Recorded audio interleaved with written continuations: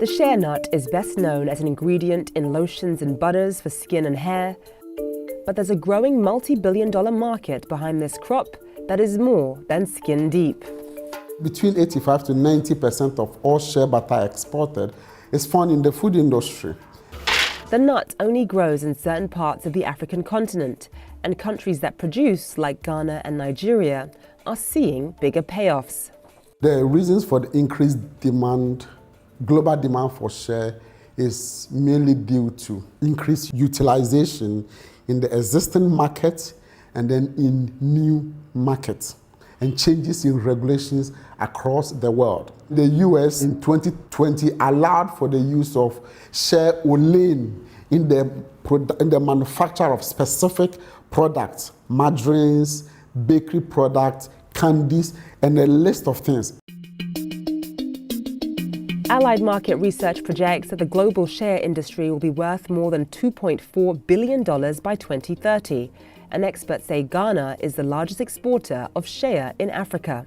At the end of 2021, it's about 500,000 metric tons of export from West Africa alone into the global world. 60% is processed right here in West Africa, the primary processing and the secondary processing.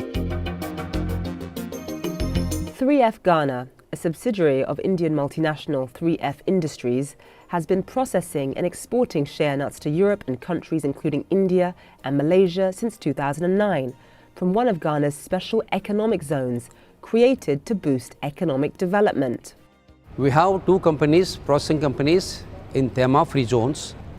This capacity is 80 to 85,000 tons of shea nut crushing per annum.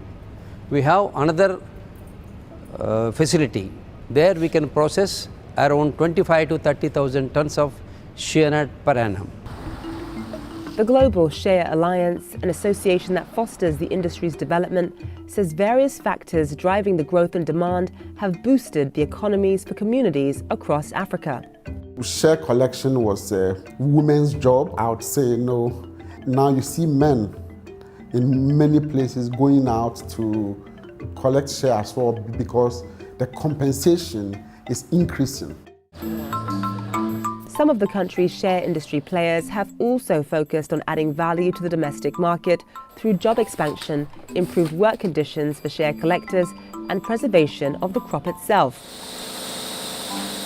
In the Savannah region of Ghana, we opened our own processing centre, which we called the Women of the Savannah Development Project. What we really wanted to do was make sure that we could ensure quality from beginning to end, and in the meantime, create jobs and ensure that we're also being sustainable and responsible in the process of doing so.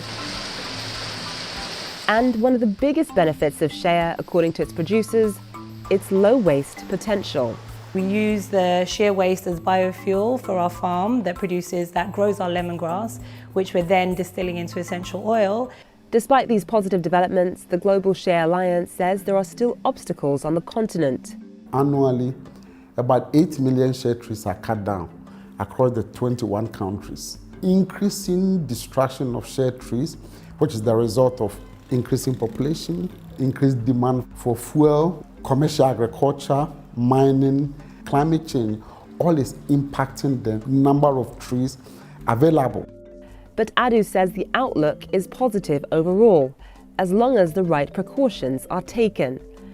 But we estimate that by 2034, demand would have grown by another 50%. And if that happens and nothing is done about supply, demand is going to outstrip supply. Action is required to protect the shea trees, to plant new ones so that they can secure the supply. Exporters and homegrown brands are also looking to grow their businesses while playing their own part in the expansion of an industry that they say has much more to offer the world. It's important to work with companies that are on the continent, as well as the ones that are in Europe or in the Americas doing the processing. A lot of processing is being done here too.